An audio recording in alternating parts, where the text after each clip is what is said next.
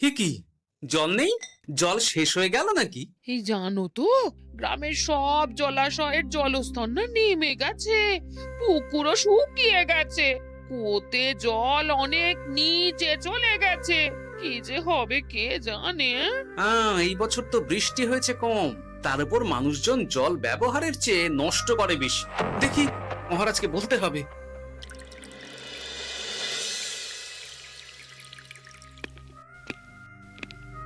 এই তো গোপাল এসে গেছে। শুনেছো, রাজ্যে সকল জলাশয়ে শুধু শুনিনি, চাক্ষুষ দেখেছি, আর এর কারণ ও তার সমাধানও ভেবে এসেছি মহারাজ। তুমি কি বলতে চাইছো সেটা বলো না খোলসা করে। মহারাজ, আসন্ন দিনে জলাভাব মেটানোর একটাই উপায়, তা হলো প্রজাদের উপর কর চাপানো। মহারাজ, আমার ঠাকুরদা বলতেন, যা মেলে মূল্য বিনে তার মূল্য কে আর জানে। আমরা যেহেতু জলের মতো এত মূল্যবান সম্পদ বিনামূল্যে পাচ্ছি, তাই একে গুরুত্ব দিতে শিখিনি। সবাই মিলে দেদার জলের অপচয় করছে। আমি এই অপচয়ের বিরুদ্ধে কর বসানোর পরামর্শ দিচ্ছি মহারাজ। জলের জন্য দেবে দাম, ছুটে যাবে কাল ঘাম। হ্যাঁ, যখনই জলের জন্য কর দিতে হবে, তখনই জলের অপচয় বন্ধ হবে। এতে লাভটা কি হবে গোপাল? মানুষ কম জলে কাজ করা শিখে যাবে, ফলে আগামী দিনে যদি জল সম্পদ কমেও যায়, এই কৃষ্ণনগরের প্রজারা আগে থেকেই তার জন্য প্রস্তুত হয়ে যাবেন। কিন্তু আমি আমার প্রজাদের কাছ থেকে জলের দাম নেব গোপাল? না মহারাজ, কর বাবদ যে অর্থ উপার্জন হবে, তার সাথে আপনার দান মিলিয়ে রাজ্যের মধ্যে একটা বিরাট কৃত্রিম জলাধার বানানো হবে। বাহ বাহ বাহ! যেখানে বৃষ্টির জল সংরক্ষণ করা যাবে মহারাজ। এতে সারা বছর ধরে আর কোনো জলের অভাব থাকবে না মহারাজ। গোপালের প্রস্তাব বড় ভালো লেগেছে। আগামী দিনে ইতিহাসে এই কর্মযজ্ঞের কথা লেখা থাকবে বলেই আমার বিশ্বাস। আর তাই আমি গোপালকে এই মুহূর্তে 50টি স্বর্ণমোহর উপহার দেব বলে ঘোষণা করছি। সাধু সাধু সাধু।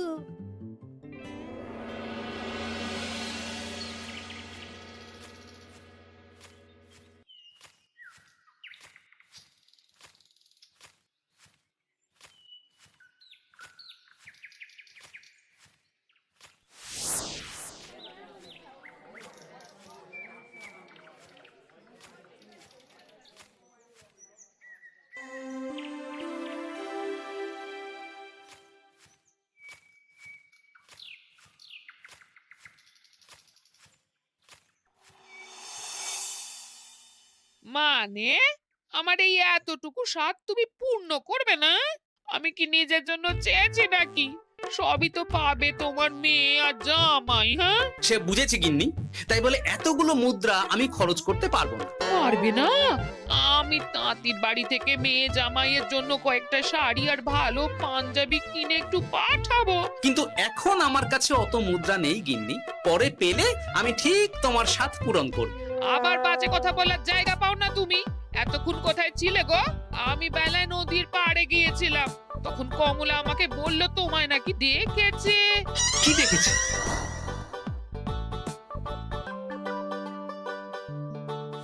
কোথায় গেল? এত বড় মুদ্রা থলে কি হাওয়াতে উবে গেল নাকি? এই রে, এ তো মহা ঝামেলা। কখন কি যে গিন্নিকে খবর দিচ্ছে সেটা টেরও পাইনি। বলি মুখে কুলু পাটলে যে বড়, বলি রাজা মশাইয়ের কাছ থেকে যে এত রোজগার করো, সেই মুদ্রা যায় কোথায়? আহ, কানের মাথা খেও না তো। আমি কি তোমার কোনো কিছুর অভাব রেখেছি? বলো একবার। খাওয়া পড়া কোনো কিছুর তো কোনো খামতি নেই তোমার। মানছি রাখোনি, কিন্তু তাই বলে আমিও তোমার স্ত্রী, তোমার গিন্নি গো, গিন্নি, তাই না? আমার তো জানার অধিকার আছে নাকি যে তোমার উপার্জনের অর্থ করি সব কোথায় যাচ্ছে? জানবে জানবে, সব জানবে। এখন কিছু খেতে দাও দেখি, পেটে ছুঁচোয় ডন বৈঠক মারছে। না, এরপর থেকে আর মহারাজের কাছে উপহার পেলে ওইভাবে খোলা হাটের মধ্যে দিয়ে আসা যাওয়া করা যাবে না।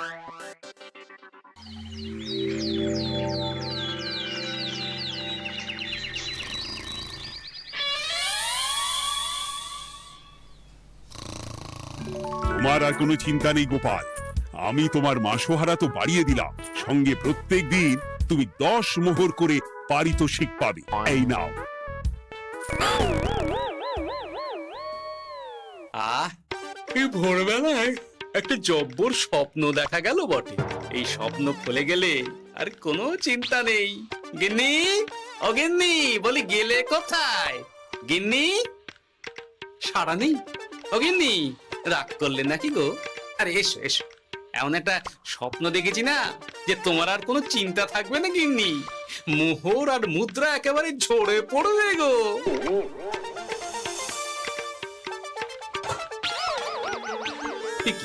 এইসব ফলাহার সাজিয়ে রেখে গেল কোথায় গিন্নি? নিজের বাপের বাড়িতে তো যাবে না, কেউ নেই সেখানে। মেয়ের বাড়ি গেল নাকি? না, মেয়ের বাড়িতে তো গিন্নি যায় না। তাহলে না না, খালি পেটে এত ভাবতে পারছি না। আগে মুখ হাত ধুয়ে এসে কিছু খেয়ে নি, তারপর দেখি গিন্নি কোথায় গেল। না, গিন্নিকে তো কোথাও দেখলাম না। গেল কোথায়? যাকে আগে রাজবাড়িতে তো যাই, ফেরার সময় না হয় আবার খোঁজ নেব, ততক্ষণে ফিরেও আসতে পারে।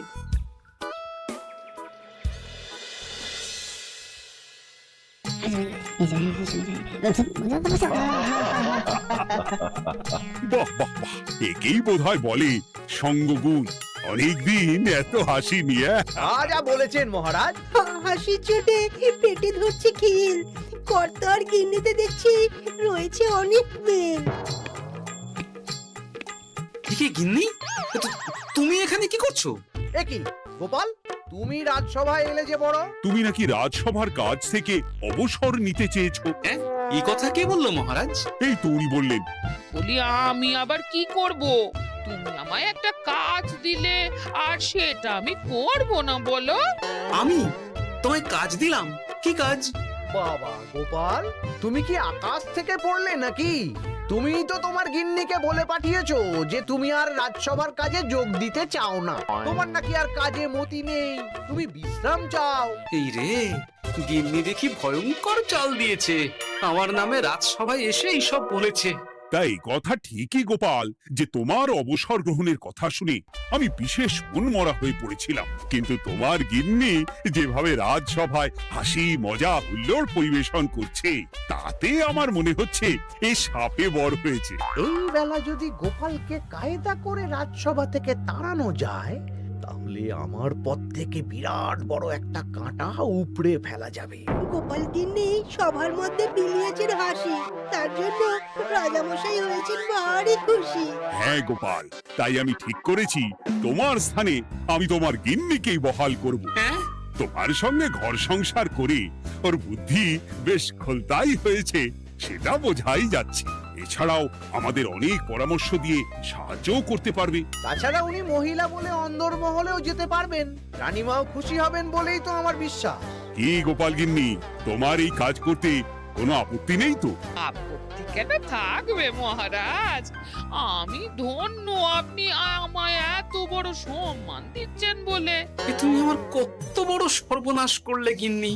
তুমি কিনা শেষে আমার চাকরিটাই খেলে। এটা গোপালের জন্য বড় ভালো হলো, তাই না? কোনো কাজ করতে হবে না, কিন্তু রোজগার আগের মতোই থাকবে। অবসর আর উপার্জন একসাথে। না হে গোপাল, তুমি আর এখানে কাঁচুমাচু মুখে দাঁড়িয়ে না থেকে নিজের বিশ্রামে ব্যাঘাত ঘটিও না।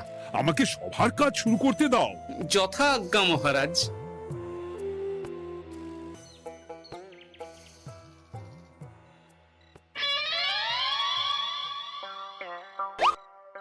মানে মহারাজ সমস্যার সমাধান করতে দিয়েছেন তোমাকে, আর তার উত্তর দেব আমি? কেন? তুমি আমার চাকরি খাবে আর তোমার সেই চাকরি রাখার দায় নেব আমি? হ্যাঁ হ্যাঁ, নেবে। মানে কাল রাজসভায় মহারাজের সমস্যার সমাধান করব, সেই মতো কথা দিয়ে এসেছি। হ্যাঁ, আগাম 10টা মুদ্রাও বাগিয়ে এনেছি। তার থেকে তোমায় একটা মুদ্রা দিলাম। এখন মানে মানে আমাকে উত্তর বলে দেবে, না হলে আমি কেন দেব? আমি পাবো একটা মুদ্রা, আর তুমি আমার কাছে উত্তর জেনে নিয়ে সেটাই বলে পাবে 9 মুদ্রা। কিছুতেই না। বলবে না? না। তাহলে ভালো করে শুনে রাখো, আজ থেকে ঘরের উনুনে হাঁড়ি চড়বে না। চাকরি তো খুইয়েইছ, এবার না খেয়ে প্রাণটা খোয়ানোর জন্য তৈরি হয়ে যাও। হ্যাঁ। ওরে বাবা, এমন কথা কেন বলছো গো গিন্নি? তুমি তো জানো যে খিদে একদম সহ্য করতে পারি না। এখন যদি তুমি এইসব বলো, তাহলে আমার রক্ষে নেই গো। বেশ, তা তাহলে আমি যা জানতে চাইছি শ্বশুর শ্বশুর করে বলে ফেলো দেখি। এ আমি কি শাঁখের করাতে পড়লাম রে বাবা। ঠাকুর, এত দুর্ভোগ লেখা ছিল, ঘরে বাইরে সব জায়গায় এত হেনস্থা যে সহ্য করা যায় না ঠাকুর।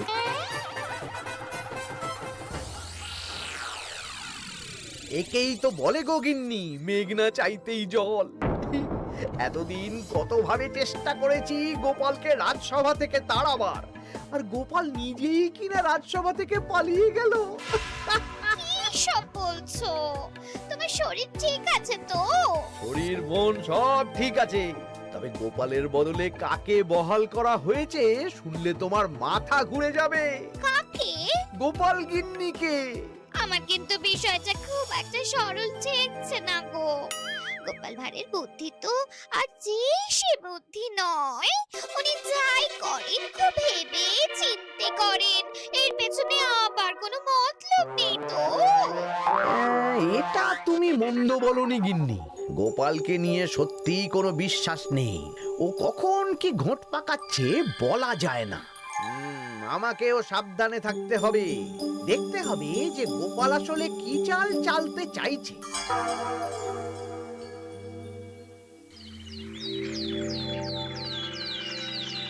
হ্যাঁ গোপাল গিন্নি, এই একটাই প্রশ্ন আমায় সারা রাত ধরে জাগিয়ে রেখেছে।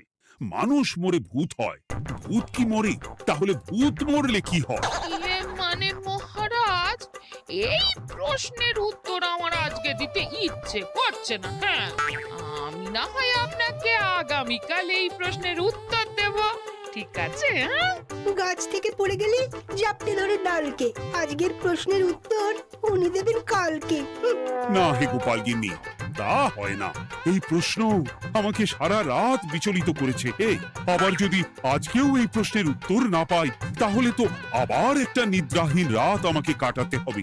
ইয়ে মানে আমি বলছিলাম কি মহারাজ, গোপাল গিন্নি তো সদ্য এই কাজে বহাল হয়েছে, তাই তাকে তো একটু সময় দেওয়া দরকার নাকি? কিন্তু প্রশ্নের উত্তর না পেলে যদি মহারাজের শরীর খারাপ হয়, তার দায় কে নেবে মন্ত্রী মশাই? এই রে, এখন আমি কি করব? এ তো মহা বিপদে পড়লাম দেখছি। আচ্ছা মহারাজ, ঠিক আছে ঠিক আছে, আমি এই প্রশ্নের উত্তর দেব, কিন্তু আমার না একটু সমস্যা আছে। খোলা হাওয়াতে গিয়ে না দাঁড়ালে আমার ঠিক মাথা খোলে না, তাই বলছিলাম। তাই না হয় যাও, হাওয়া খেয়ে এসে মাথাটা খোলতাই করে নাও, কিন্তু এই প্রশ্নের উত্তর আমাকে আজকেই দিতে হবে। হ্যাঁ, উফ, এই যে কি সমস্যা! সারাদিন ঘরে বসে থেকে থেকে তো আমার সারা গায়ে বাদ ধরে গেল। সেই সকাল বেলা আমাকে ফলাহার করিয়ে দিয়ে গিন্নি তো চলে গেছে রাজবাড়িতে চাকরি করতে। এদিকে আমার যে পেটে কিচ্ছুটি নেই, তার কি হবে? মহারাজ দোকানে গিয়ে যে ভালো মন্দ খাবো তারও উপায় নেই, তাহলেই তো কাঁড়ি কাঁড়ি খরচা। না, একবার দেখি তো উনুন ধরিয়ে অন্তত ভাতটা চাপাতে পারি কিনা, তাহলে গিন্নির ওই হাঁড়ি না চড়ার হুমকির হাত থেকে অন্তত বাঁচা যাবে।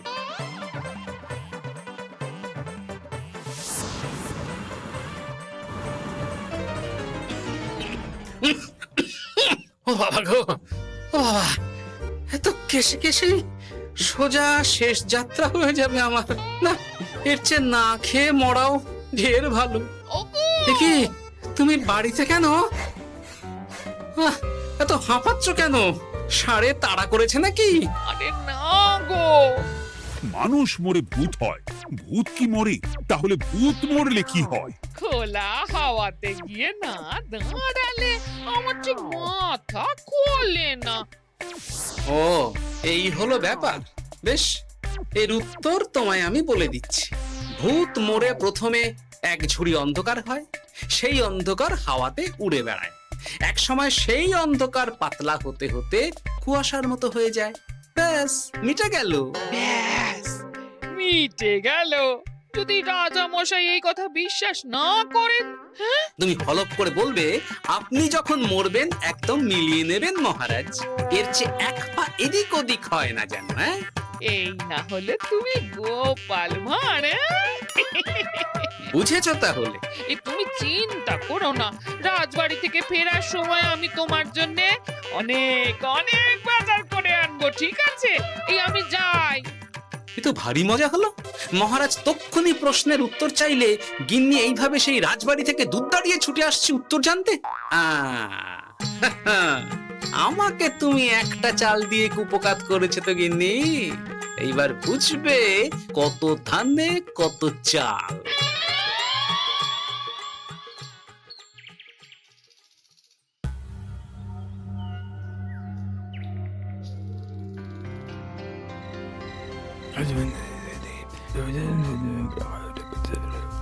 বুঝেছিস তো তোর কাজটা? খুব বুঝেছি গোপাল দাদা। নেই, এবার লেগে পড় দেখি।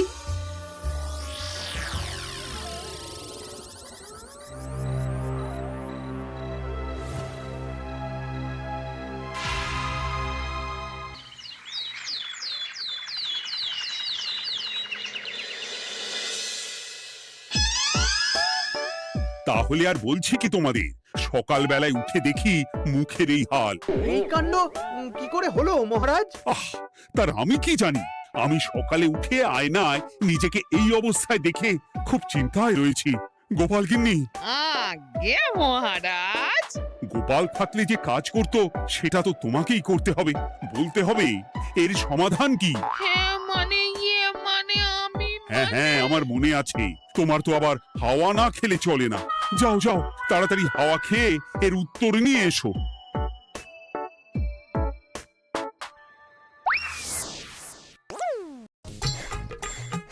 এই জন্য তুমি এত দূর ছুটে এলে গিন্নি? মহারাজকে বলবে যে তিনি যেন আজ রাতে চাদরটা মুখে ভালো করে মুড়িয়ে ঘুমোন, তাহলেই মিটে যাবে। এই রং চলে যাবে আর নতুন করে কিছু হবেও না।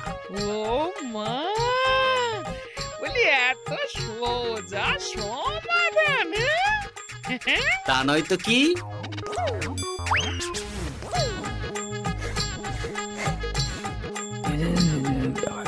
কাল সারা রাত আকাশে একবার দেখলাম চাঁদ উঠেছে, আর একবার দেখলাম ঘোর অমাবস্যা। এর কারণ কি? একই রাতে দুই তিথি হয় কি করে? মানে আর একটা সমস্যা, হ্যাঁ, এটা আগে বললেই তো হতো মহারাজ।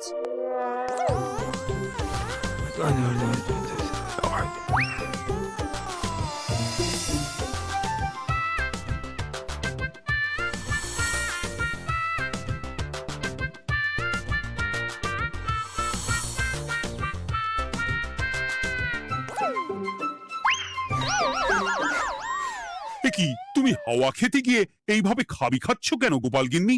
এর কারণ আমি জানি মহারাজ। সে কি কাণ্ড! তুমি কি করে জানলে?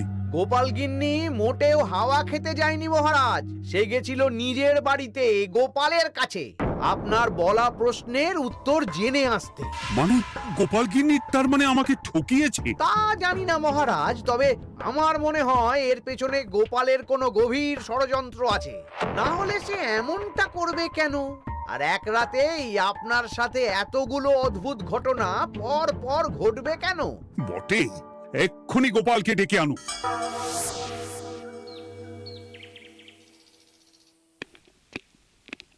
না মহারাজ, আমি সত্যি অবসর চেয়েছিলাম, আর তাই আমার গিন্নি আপনার কাছে এসে বলেছিল।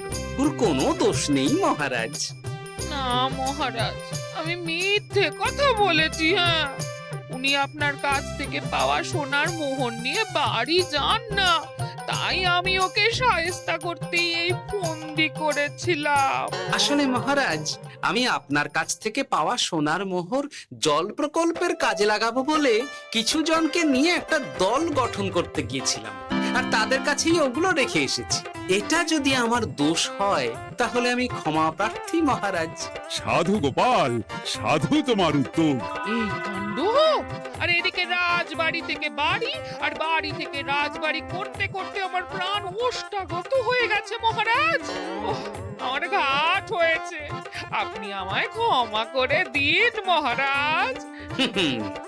এইবার মজার টের পেয়েছ তো গিন্নি? আপনি আপনার আদরের গোপাল ভাঁড়কেই তার চাকরি ফিরিয়ে দিন মহারাজ। আমি যাই আমার হেসেল সামলাতে। কেলে পচা খুব ভালো করেছে বলতে হবে।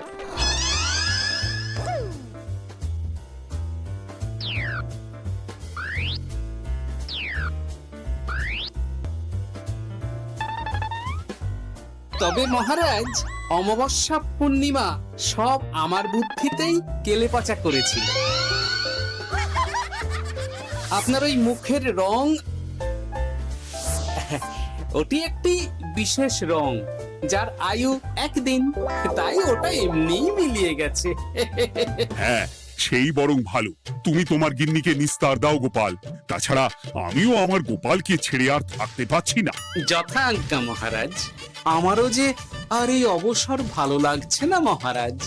গোপাল ছাড়া রাজসভা যে লাগে ফাঁকা ফাঁকা, তাই তো আবার চাকরিতে তাকে বহাল রাখা।